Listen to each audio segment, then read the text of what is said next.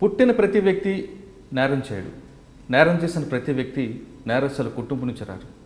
పరిస్థితుల ప్రభావంతోనో, క్షణికావేశంలోనో లేదా ఆర్థిక అవసరాల కోసం నేరాల బాట పట్టి జైలుకి వెళ్ళి మారి తిరిగి జనజీవన స్రవంతిలో కలుస్తున్న వారు పరిచయం చేసే కార్యక్రమంలో ఈ వారం మన గెస్ట్ ప్రదీప్ రెడ్డి.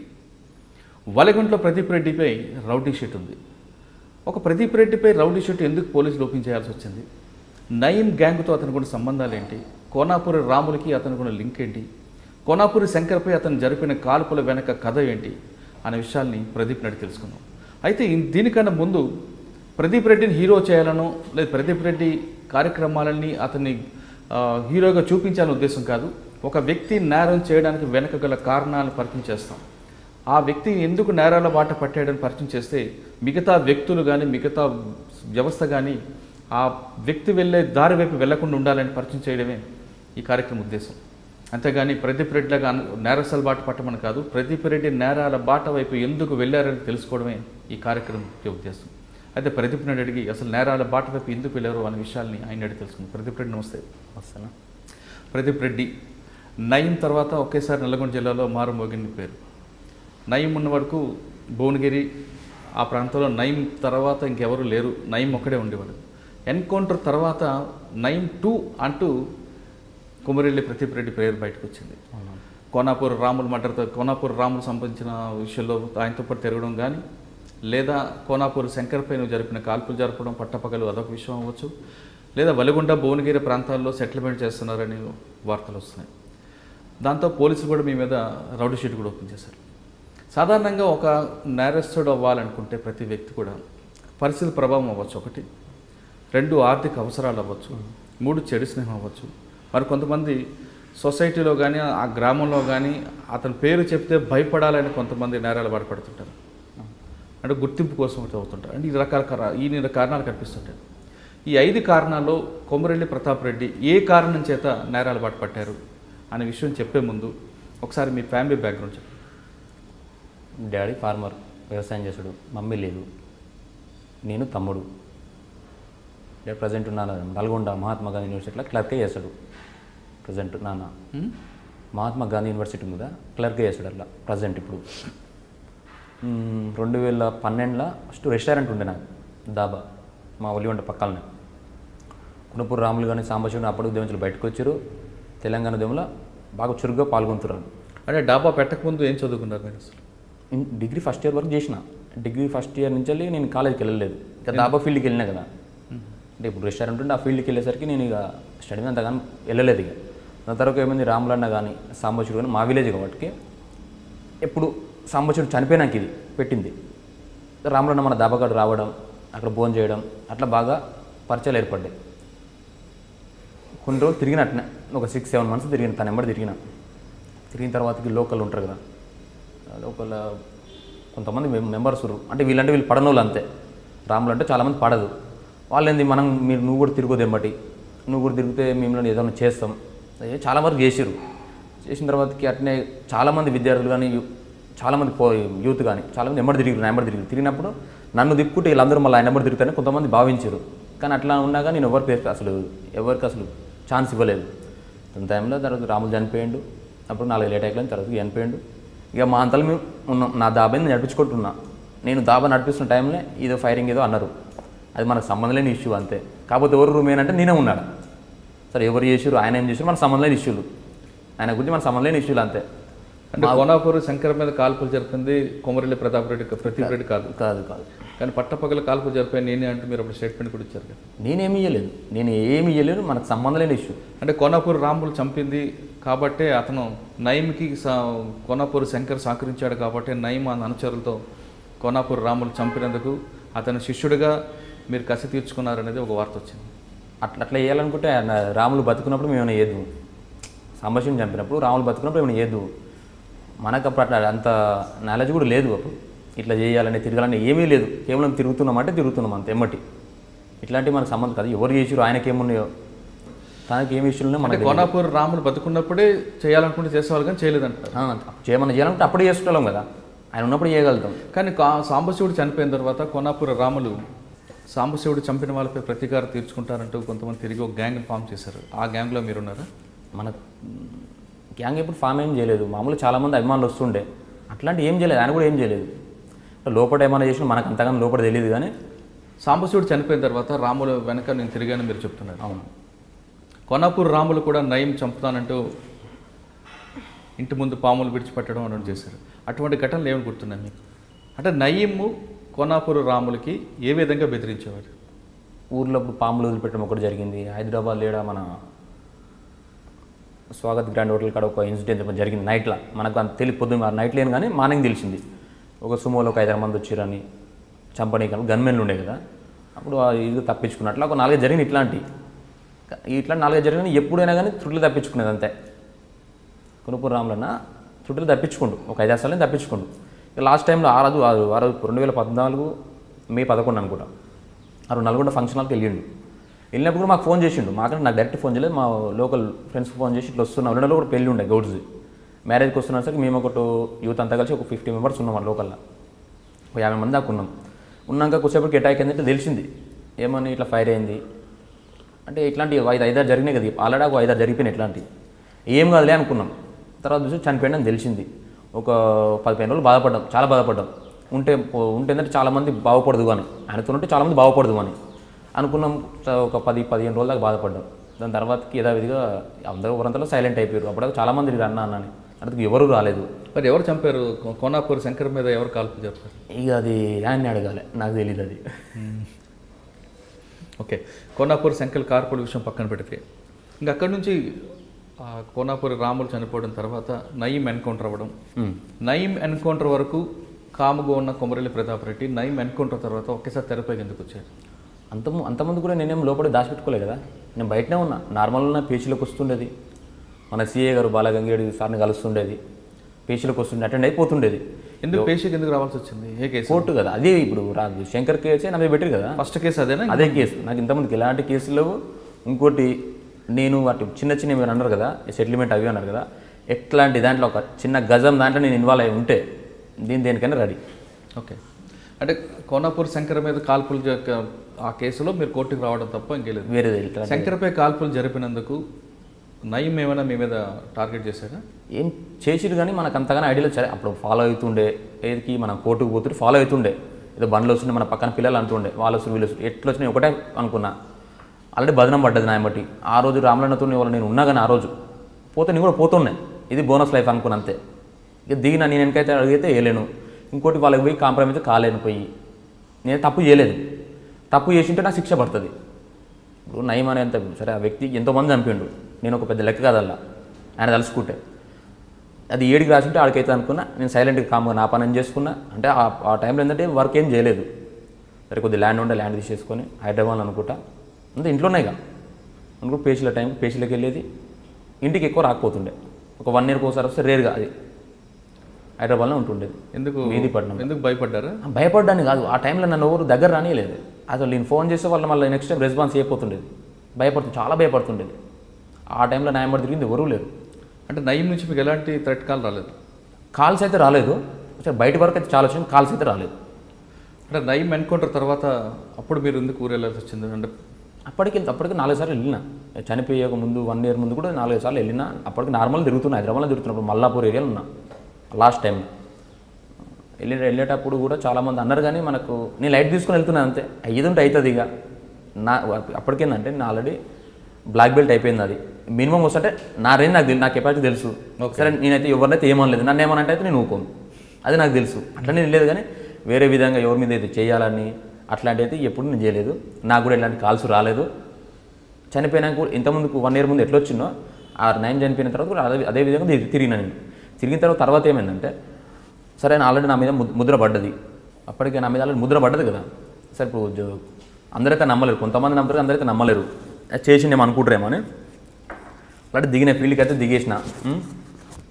దాని తర్వాత మెల్లమెల్ల రాజకీయం అని బునిరెడ్డి పైలే శేఖర్ రెడ్డి ఉండు, తనను కలవడం జరిగింది. తనకు కూడా తెలుసు ఎట్లాంటి వ్యక్తి అని గమనించిండు. గమనించిన తర్వాత తన కూడా నేను పోయినప్పుడు ఏమైనా పని ఉన్నా సరే సార్ నేను కూడా పని చేసా కలిసి అంటే కొన్ని మీటింగ్లు తిరిగినాం మేము కూడా. తిరిగిన తర్వాతకి 2017కు అప్పుడు ఒక ఇన్సిడెంట్ అయింది. ఇది కార్లో అవి కత్తులు గొడవలు దొరికినాయని. వాస్తవానికి నా స్కార్పియోలో నేను పోయినా, నేనేమన్నా చేయాలనుకున్నా నేను పోను కదా. నేను వాస్తవానికి నేను ఏమైనా చేయాలంటే నేను పోను, చేయాలంటే చేపిస్తా ఓడుతున్నా. కానీ అది ఏదో పోగానే పట్టుకొని ఎక్కడెక్కడ గొడ్డలు పెట్టేసి అప్పటిదప్పుడు చూస్తున్నాగానే ఏం అర్థమైంది నాకు, అసలు ఏం అర్థం కాలేదు. ఇలా బండిలో కూర్చొని అట్నే కూర్చున్నా అంతే. నేను ఇక చూస్తున్నాగానే సాయంత్రం వరకు రిమైండ్ చేశారు. మరి ఎవరన్నా ఫోర్స్ చేసిరా తెలియదు, ఇంతవరకు నాకు తెలియదు, ఇప్పటివరకు కూడా తెలియదు. మాస్కులు నేను గోవాకి వెళ్ళినా. అదొక పాయింట్ ఏంటంటే అంతకుముందు 1 మంత్ కూడా 15 రోజుల కింద గోవాకి వెళ్ళినాం, ఫ్రెండ్స్తో వెళ్ళినాం. అయితే మా నాయమటి ఒక లింగసామని ఉండేది ఫ్రెండ్. తను ఏం చేసి 2-3 పిల్లలు ఆయనకు. రెడ్డి ఇంటికి వెళ్తున్నాం కదా, చిన్న చిన్న బొమ్మలు తీసుకుంటే మాస్కులు చూసిండు. నైట్లో లేజర్ లైట్లో అక్కడ అమ్ముతారు, మాస్కులు తీసుకుండు. ఇంకా అంతే, ఒక మాస్కులు ఒకటి తీసుకున్నా అంతే. తీసుకొని ఇంటికి పోయేటప్పుడు ఇంటికి తీసుకోలేదు. హైదరాబాద్లో రూమ్లు ఉండు తీసుకోతాను, బండి వెనకాల అట్నే ఉన్నాయి. ఆయన మర్చిపోయి నేను మర్చిపోయినా. ఆ రోజు అవి కూడా దొరికినాయి, కేవలం అవి దొరికినాయి అంతే. అంటే మాస్కులు వేసుకొని బెదిరించి చంపుదామని ప్లాన్ చేశారు ప్రతిభ రెడ్డి అనేది. అట్లేం లేదు. వాస్తవానికి ఏంటంటే శంకర్కి నాకు సంబంధం లేని విషయం. అప్పుడు తనకు కూడా తెలుసు.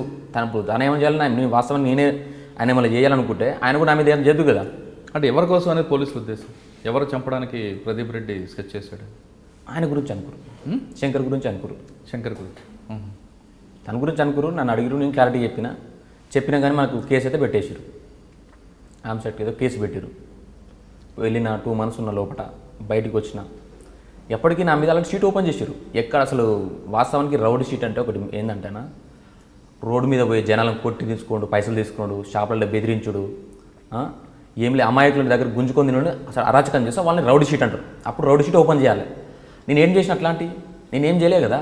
వాస్తవానికి నా ఏమైనా తిన్నా కూర్చున్నా అంటే నా ల్యాండ్స్ని అమ్ముకుని, ఇప్పుడు నా లేకుండా నా ల్యాండ్ అమ్ముకొని తిన్నా కానీ ఇంకొకరి దగ్గర నేను ఒక 1 రూపీ కూడా తీసుకోలే, అప్పు కూడా తీసుకోలే. ఒక్కని బెదిరియరు. నా ఇంతవరకు చెప్తాను కదా, ఇట్లా వీళ్ళు మా వాళ్ళు చాలామంది ఫోన్ చేస్తారు, నాకు గిర చిన్న సమస్య ఉంది ఫోన్ చేయంటే నేను అనేది నేను చిన్న సమస్య ఫోన్ చేసినా కానీ అది బెదిరించారు అంటారు నన్ను. ఆ బదనం నాకు వద్దు. వాస్తవానికి రౌడ్ షీట్ అంటే నేను రౌడ్ షీట్ చేసిన, ఎట్లాంటి రౌడ్ షీట్ నేను చేయలేదు, ఎవరిని బెదిరియలేదు. కేవలం ఏంటంటే సాంబశివుడు రాములు పార్టీలో పనిచేసారు, తెలంగాణ ఉద్యమంలో పనిచేసారు. వాళ్ళు ఏంటంటే వాళ్ళు చాలామంది తిరిగారు. సరే ఇప్పుడేమో సైలెంట్గా ఉండొచ్చు, చాలామంది తిరిగారు. ఎందుకు తిరిగారు? వీళ్ళు జనాల గురించి కొంచెం మంచి చేసిరని తిరుగురు. మా ఊరు మా ఏరియా కాబట్టి మేము కూడా తిరిగినాం. మా నల్గొండ ఏరియా కానీ కల్చర్ అట్లాంటి కల్చర్ అట్లా ఆడనే పుట్టాను నేను. ఆయన తర్వాత నాకు అవగాహన ఉంటుంది కదా, అట్లా తిరిగినా వేరే ఉద్దేశం పైసలు సంపాయాలని. వాస్తవానికి ఇప్పుడు కొనుపూరు రాములలో ఫ్యామిలీ ఉంది. ఆయన అనుకున్నారు అప్పుడు 1000 కోట్లు 2000 కోట్లు ఆడేదో మస్తు సంపాదించి అన్నారు. వాస్తవానికి వాళ్ళ దగ్గర సింగిల్ ఎంపీ లేదు. ఇప్పుడు ప్రజెంట్ చిన్న సింగిల్ బెడ్రూమ్లు ఉంటారు వాళ్ళు. నేను రోజు చూసినా కూడా నాకు తెలుసు కదా, చూసినా కూడా నాకు తెలుసు వాళ్ళు ఎట్లా పరిస్థితుందో. బయట వాళ్ళు ఏమనుకుంటారు, 1000 కోట్లు సెటిల్మెంట్ ఇవి చాలా చెప్తుంటారు. ఇప్పుడు ఈడికి రానికి కూడా కారు మా ఫ్రెండ్దే. అంటే 1000 కోట్లు అంటారు కదా, సంపాయాలి కదా. నేను కూడా రానికి కూడా కారు మా ఫ్రెండ్ల కార్లో వచ్చిన నేను.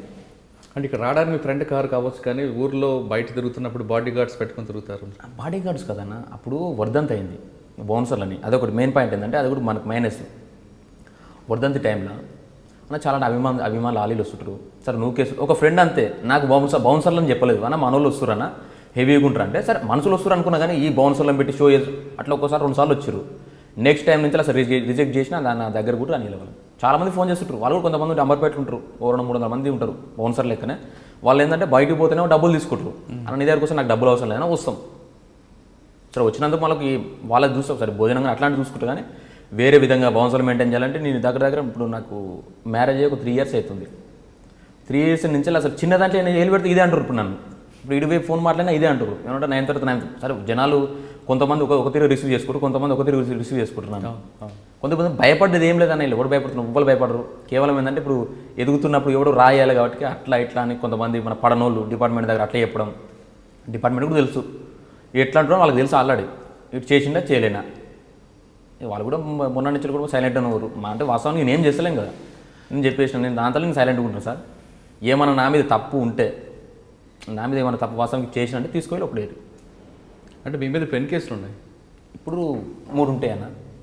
ఒకటి కోనాపూర్ శంకర్ వెహికల్లో ఆర్మ్స్, ఇంకొక కేసు ఒకటి మర్డర్ కేసు బుక్ చేసిరు. ఎవరిది? కోదాడు అబ్బాయి, తన పేరు ఉదయ్ అనుకుంటా. అసలు నాకు పరిచయం కూడా లేదు, 1 month పరిచయం కూడా లేదు నాకు. హైదరాబాద్కి వచ్చిండు అన్న, కలిసిండు, అదే సరే అభిమానం అన్నాడు, తిరిగిండు 4 రోజులు. వీళ్ళకు కొనుపూరు శంకర్ వీళ్ళకి ఏమైనా సంబంధం ఉండొచ్చు. సరే శంకర్ కూడా వీళ్ళకి సంబంధం లేని విషయం. వానికి ఎవరెవరితో ఉన్న సంబంధం నాకు తెలియదు. వాడు 7 చనిపోతే ఎన్ని రోజులు ఉన్నట్టు నా అక్కడ 1 month ఉన్నందుకు నా మీద పడ్డది. ఆ బదనం నా మీద పడ్డది. అది కూడా అందులో ఏంటి A1 A2? A1 నేనే. ఇక వాళ్ళు A1 నేనే, A11 అన్న పెట్టిరు. అంటే A1 అంటే మర్డర్ ఎలా జరిగింది చెప్పండి ఒకసారి. మర్డర్ అంటే మామూలుగా కట్టెలతోనో బ్యాట్లతోనో కొట్టిరన్నారు. తర్వాత తెలిసింది మనకు కట్టెలతోనో బ్యాట్లతో మనకు క్లారిటీ లేదు. పిఎస్ పోయిన తర్వాత తెలిసింది. అసలు అది కూడా ఏంటంటే అప్పటికి నా మీద ఒక కేసు అయింది కన్నా, వీటిలో ఏమన్నా బయటికి ఏమన్నా క్లిక్ అవుతారు అనుకుర్రా ఏమనుకురా అర్థం కాలేదు. అది అసలు వింతగా అయింది. అసలు తీసుకుపోయి లోపల పెట్టారు అంతే. అసలు ఎందుకు ఎందుకుంటే మర్డర్ అయిందిరా నిన్నే తీసుకొచ్చినాం, నువ్వే సైలెంట్ కూర్చో నువ్వు ఇక అని కొంత వాళ్ళు చెప్పారు. డిపార్ట్మెంట్ కూడా సరే వాళ్ళు చేయాలని ఏం చేయలేదు, ఎవరు చేయించారో అది నాకు ఇంకా అర్థమవుతలేదు. 2 కేసులు అయితే అర్థమవుతలేదు అసలు. ఇక మొదటి కేసు సార్ ఎవరు చేయించారో అది మనసులో ఉంది, కానీ ఈ 2 కేసులు ఎవరు చేయించారో అస్సలు ఐడియా లేదు మనకు. 3వ కేసులో కోదాడ కేసులో రెండో కోదాడ కేసులో మీరు 302 మీద ఉందా లేదా 120B ఉందా మీ మీద? 302 ఉంది, 120B లేదు. అంటే మీరు ఆల్రెడీ ఆ స్పాట్లో ఉన్నట్లుగానే పోలీసు ప్రూవ్ చేసి ఉంటారు. ఆ స్పాట్లో ఉన్నట్టే. మీ స్పాట్లో లేరు. స్పాట్లోనే సంబంధం లేని విషయం అది. అది అయింది ఏడా మన తార్నాక్ ఏరియాలో అయింది. నేను క్యాంపస్లో ఉన్నా రోజు. తార్నాక క్యాంపస్ మధ్య దూరం కానీ నేను ఆడున్నా కదా, ఇక్కడ చంపేవాడికి వెళ్ళిపోవచ్చు కదా. అది కరెక్ట్ కదా, మధ్యలో ఏం దూరమే లేదు కదా, మధ్యలో బ్రిడ్జ్ ఉంటుంది. తార్నాక్లో కొట్టి ఆరాధన థియేటర్ దాటితే ఓయూ హాస్టల్ గ్రౌండ్. మనకు సంబంధం లేదు కదా, అసలు నా సంబంధం లేదు అంటే ఓకే, కానీ తార్నాక్కి ఓయూకి పెద్ద దూరమే ఉండదు అంటున్నాను. అవును, ఎస్కేప్ అవ్వాలంటే వెళ్ళొచ్చు.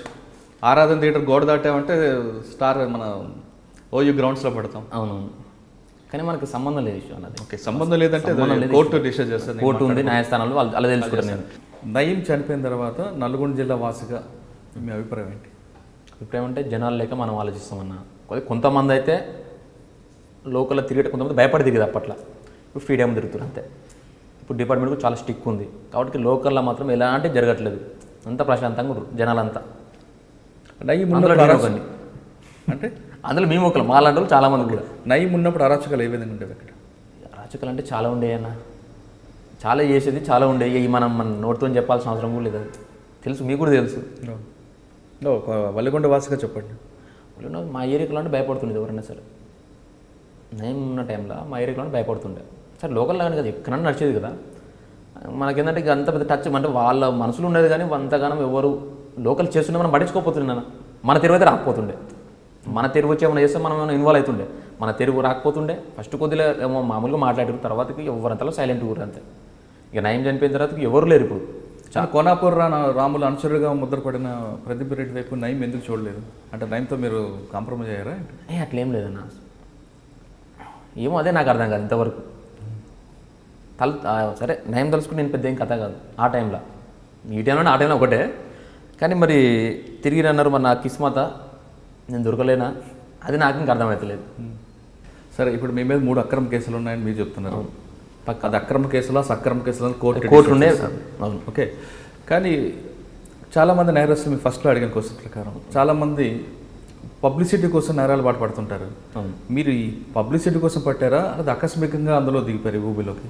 అన్న ఎట్లా అంటే మీరు అన్నారు కదా, ఒకటే నేరాలు ఉంటే ఒకసారి బాధ అనిపిస్తుంది నాకు కూడా. సరే రాగానే ఫస్ట్ ఏమన్నా మీరు రౌడీ షీట్ అన్నారు. సరే వాసు వీడన్నా కానీ పిఎస్లో పోయినా అంటారు. మామూలుగా అది వాడు అంతే, అది రాగానే రౌడీ షీట్ అంటే ఆ షీట్ అంతే రౌడీజం చేసినా అనుకుంటారు. తెలిసిన వాళ్ళకి అర్థమైతే తెలియని వాళ్ళకి అర్థం కాదు అంతే. అయితే ఏంటంటే ఫస్ట్ టైంలో అసలు ఎట్లా ఊబిలోకి ఎట్లా మామూలుగా నేను చేసేది రియల్ ఎస్టేట్ చేసుకోవాలి. రియల్ ఎస్టేట్ ఉన్నా అప్పటికు మనకు దాబా ఉండేది, రెస్టారెంట్ ఉండేది.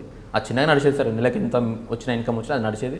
అప్పటికి నా బ్లాక్ బెల్ట్ అయిపోయింది, కరెక్ట్ బ్లాక్ బెల్ట్ అయిపోయింది. నేను కూడా ఏమనుకున్నా అంటే ఆర్మీకి సెలెక్ట్ పిఎస్కి అంటే ఈ ఆర్మీలో బాగా ఇంట్రెస్ట్ ఉండే. అప్పటికి 3-4 ఈవెంట్స్కి వెళ్ళిపోయినా. ఈవెంట్స్ వచ్చినాయి, మన హకీంపేటలో పోయినా సిఆర్పిఎఫ్ అది వచ్చింది, ఎక్సైజ్ వచ్చింది, ఆర్మీలో వచ్చింది, ఎగ్జామ్లో పోయింది. రెడ్డి కాబట్టి రిజర్వేషన్ తక్కువ ఉంటుంది కాబట్టి పోయింది నాది. నేను ఆ రూట్లో ఆలోచించాను, ఈ రూట్ ఎప్పుడు ఆలోచించాలి. నేను ఆలోచించి మొత్తం డిపార్ట్మెంట్లో జాయిన్ కావాలి, ఎస్ఐగా ఉండాలి, లేకపోతే ఆర్మీలో జాయిన్ కావాలి, ఇది ఉండే. కానీ ఎప్పుడు నేను ఈ ఫీల్డ్కి రావాలి, ఈ ఫీల్డ్కి రావాలి, ఇట్లా ఎదగాలంటే రాములు బతుకున్నప్పుడే నేను ఏదైనా చేస్తాను. రాములు బతుకున్నప్పుడు ఏదైనా చేస్తాను, రాములు బతుకున్నప్పుడే. కానీ ఈ తర్వాతకి ఏదో చేయాలని అది లేదని, అదంతా ఏంటంటే లోకల్ మస్తు చెప్పుకుంటారు. అది ఎంత పడనలు చెప్తారు. మా ఏరియాలో ఇప్పుడు వచ్చాయని మీరు కనుక్కోండి, 100%లో 90% పలానా మంచోడ్రా అనట్రోలే. కానీ ఒక 10% అంటే వాళ్ళు దొంగలు మస్తుకుంటారు. కానీ అది మీరు కనుక్కున్న తర్వాత అడగను అంతే. అంటే ఒక సామాన్య రైతు కుటుంబంలో పుట్టిన ప్రదీప్ రెడ్డి అవును, ఏదో డిగ్రీ చదువుకుంటూ ఒక వ్యాపారం చేసుకుంటూ సాధారణ కుటుంబంలో వెళ్తున్న మీ ఫ్యామిలీలోకి ఒక రౌడీ షీటర్ అని, ఒక మర్డర్ చేశారని, ఇటువంటి నేరాలు రావడం, మీకోసం పోలీసులు వెతుకులాటం, అటువంటి సమయంలో మీ నాన్నగారు ఎలా సఫర్ అయ్యారు? అంటే మన గురించి అంటే పోలీసులు అయితే ఎప్పుడు వెతకలేదు, నార్మల్గా అయిపోయినాయి. పోలీసులు వెతకపోయినా మేము ముద్ర పడిన విషయం తెలిసిన తర్వాత మీ నాన్నగారు ఎలా ఉన్నారు? ఆయన ఒకటే నమ్మిండు, మావాడైతే అట్లా చేయడు. సరే చేసిన మామూలు కొట్లాటలు పంచాలంటే వేరు, కానీ ఇట్లా అయితే ఇంత పెద్ద క్రూరంగా చేయడు. వీడు దేనికి ఆశించాడు, డబ్బులకి ఎప్పుడైతే ఆశించాడు, ఏమన్నా కానీ అని ఫుల్ సపోర్ట్ చేసింది నాకు. ఆ విషయంలో ఫుల్ సపోర్ట్ చేసేది. నువ్వు తప్పు చేయలే కదా, నువ్వు తిరుగు, ఇక నీకు ఏడికి రాసి ఉంటే కానీ బతావు, ఉంటుంటావు పోతావు అంతే డైరెక్ట్ చెప్పేది. భయపడపోతుండే, నువ్వు అట్లా అలా వేరే పేరెంట్స్ ఉంటారు ఎట్లా అంటే భయపడుతుంటారు. ఆయన భయపడి నేను భయపడతాను అనుకో, ఆయన అదే ఒకటే చెప్పేది, నువ్వు ఎట్లన్నా తిరుగు, నువ్వు తప్పైతే చేసలేవు కదా, ఏదైతే ఉంటే అది అవుతుంది, బతుకుంటే బతుకు, సచ్చుంటే వస్తావు. అది ఏ విధంగా ఫుల్ సపోర్ట్ చేసేది ఆ విషయంలో. అంటే మీ నాన్నగారు సపోర్ట్ చేసిన సొసైటీ మాత్రం మీకు ఒక ముద్ర వేసింది. మా ముద్ర వేసింది. ఆ ముద్ర బాధపడుతుండేది బయట పోయినప్పుడు అడుగుతుండేది, మీ కొడుకు ఇట్లా అంటే జనాలు కూడా అట్లా అడగపోతుండే, మీ కొడుకు ఇట్లా చేసినట్టు అనపోతుండే. వాళ్ళు ఏంటంటే సరే జనాలకు ఏమర్థమని తెలియదు. కొంతమంది ఇప్పుడు సరే నయం వాళ్ళ బాధితులు చాలామంది ఉంటారు, కానీ ఎవరన్నా కావచ్చు, వాళ్ళకి ఎట్లుంటుంది మంచి పని అయింది అనుకుంటారు. సరే వాళ్ళు ఏ విధంగా అర్థం చేసుకుని తెలియదు. నేను చేసిన చేయాలని నాకు తెలుసు, జనాలు ఎందుకు కొంతమంది చేయాలని తెలుసు, కొంతమంది చేయాలని తెలుసు, ఈడని చేసి ఇంకోటి చేయొచ్చు అనుకుంటారు, కొంతమంది నిజంగా చేసిన అనుకుంటారు. ఎవరు ఏమనుకుంటారు అది నాకు తెలియదు. కానీ ఇంకా అంటే తెలియకపోయినా సొసైటీలో ముద్ర నుంచి బయటపడడానికి మరి ఏం చేయాలి మనం? అయితే వాస్తవం కన్నా మీరు అన్నట్టు రౌడీ షీట్లు కొంతమంది హైదరాబాద్లో లోకల్ రౌడీ షీట్లు ఉంటారు, వాళ్ళ లెక్క ముద్ర నాకు పడలేదు. నేను అట్లా ఎప్పుడు ఫీల్ అవుతలేను. సరే ముద్ర ఉందేమో, కానీ అట్లాంటి ముద్ర నాకు ఎప్పుడు లేదు. అట్లా ముద్ర ఉంటే నా ఏమంటే ఇప్పుడు సరే మీరు మామూలు లోకల్గా అనుకోండి, సరే పిల్లలు చాలామంది ఉంటారు, 20,000 మంది ఉంటే ఎక్కువ ఉండొచ్చు. వాళ్ళైతే నా మీద ముద్ర ఉండి అరాచకం చేస్తే నా ఏమంటే ఎవరు తిరగరు.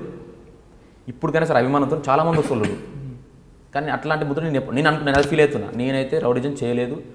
చిన్న ఒక గజం అంటారు కదా, గజం కూడా ఒక ఫోన్ చేసి మాట్లాడాలి నేను. గజం కూడా ఫోన్ చేసి మా ఊర్లో కూడా ఇప్పుడు నా ల్యాండ్ ఉంది, ఇంకా నాకు రిజిస్ట్రేషన్ కాలేదు.